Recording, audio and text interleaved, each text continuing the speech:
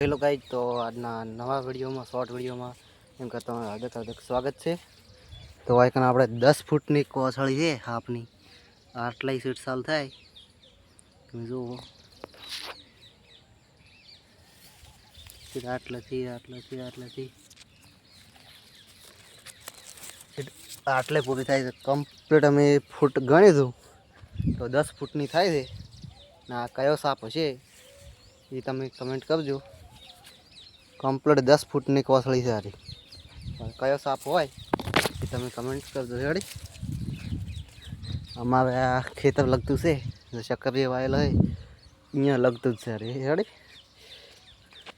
ના અમે પહોંચતા હતા નેકું એટલે ભૂંથામાં અમે જોવા ગયા ને થોડુંક કોમ હતું એટલે તો એ કોથળી મળી અમને।